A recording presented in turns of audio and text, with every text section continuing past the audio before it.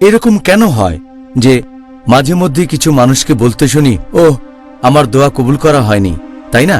পুরো পৃথিবী জুড়ে অনেক মুসলিম ভাই বোনকে এরকম কথা বলতে শুনবেন। এখন মাঝে মধ্যে কিছু দোয়া বা প্রার্থনা কবুল করা হয় না কেন? এখানে বেশ কিছু শর্ত পালন করতে হবে।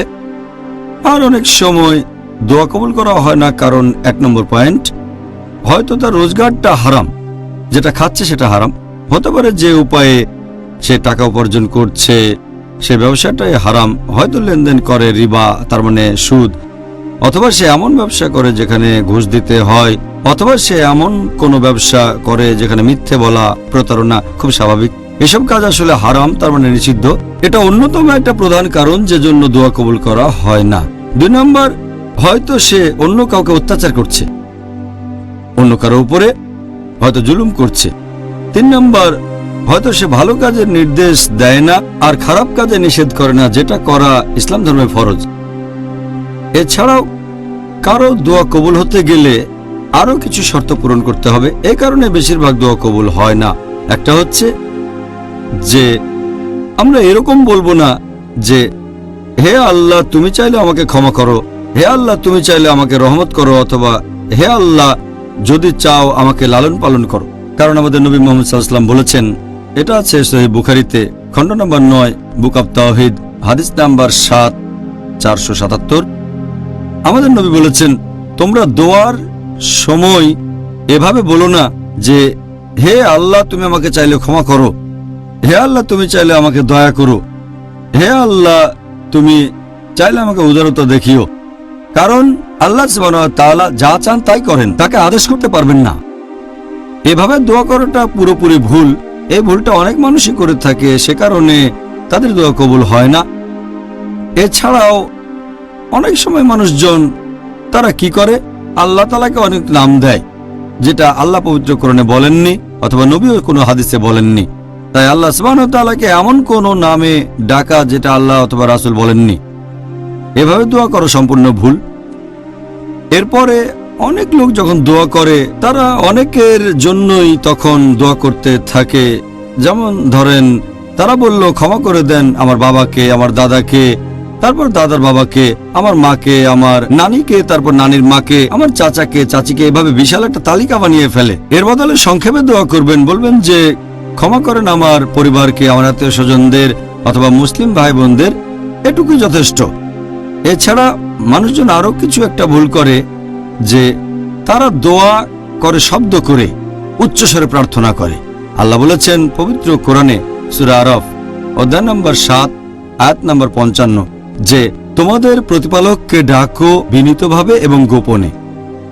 আল্লাহ পরের আয়াতে বলেছেন সূরা আরাফ অধ্যায় 7 আয়াত 56 তোমরা আল্লাহকে ডাকবে ভয় এবং আশার সাথে। মানুষজন সাধারণত দোয়া করার সময় এই ভুলগুলো করে থাকে। আর এছাড়াও অনেক সময় আমরা যখন আল্লাহ তাআলার কাছে কিছু চাই, হয়তো সব মেনে চললাম, কিন্তু তারপরও আল্লাহ দোয়া কবুল করলেন না। আল্লাহ পবিত্র কোরআনে বলেছেন সূরা বাকারা অধ্যায় নম্বর 2 আয়াত নম্বর 216 যেটা অপছন্দ করো সেটা হয়তো তোমাদের জন্য ভালো, আর যেটা পছন্দ করো সেটা হয়তো তোমাদের জন্য ভালো না। আল্লাহ জানেন, তোমরা জানো না।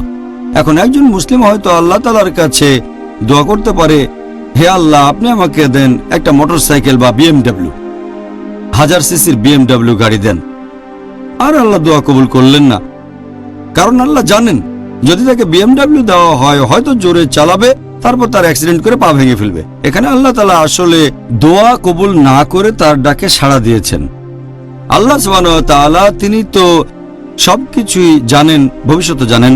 যেটা পছন্দ করেন সেটা হয়তো আপনার জন্য ভালো না, আল্লাহ জানেন কিন্তু আপনি জানেন না। জাযাকাল্লাহ খায়ের। তাহলে এর পরের প্রশ্নটাও খুবই প্রাসঙ্গিক যে আপনি কি দর্শকদের কিছু বিশুদ্ধ দোয়ার কথা বলবেন যেটা তাদের জন্য উপকারী, যে দোয়াগুলো তারা এই সময় করতে পারে? এরকম কয়েকশো দোয়া আছে যেগুলো বিশুদ্ধ। আপনি যদি এই বইটা পড়েন, ফর্টিফিকেশন অফ এ মুসলিম, এখানকার দোয়াগুলো আছে পবিত্র কোরআন এবং সহিহ হাদিসে। এই বইটাতে এরকম 100টারও বেশি দোয়া আছে, সব মিলিয়ে সম্ভবত 129টা।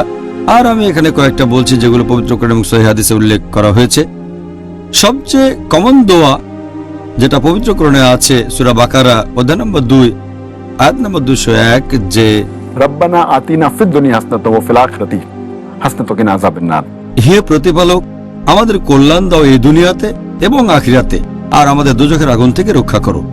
এটা সবচেয়ে কমন দোয়া, যেটা সবাই পড়ে থাকে আর সবচেয়ে ভালো। এছাড়াও পবিত্র কোরআনে আরো কিছু দোয়া আছে, আর কোরআনের দোয়াই সবচেয়ে সেরা, কারণ এগুলো হচ্ছে আল্লাহ তাআলা নিজের বাণী। আল্লাহ বলেছেন সূরা আলে ইমরান অধ্যায় 3 আয়াত 8, रब्बना ला तुज़िग़ क़ुलूबना बाद इज़ हदैतना व हब लना मिन लदुनका रहमा इन्नका अंतल वहाब। যার মানে হে প্রতিপালক, সরল পথ প্রদর্শনের পর আমাদের অন্তরকে সন্দেহপ্রবণ করো না, তোমার নিকট হতে আমাদেরকে করুণা দাও, নিশ্চয়ই তুমি হলে সবচেয়ে মহান দাতা।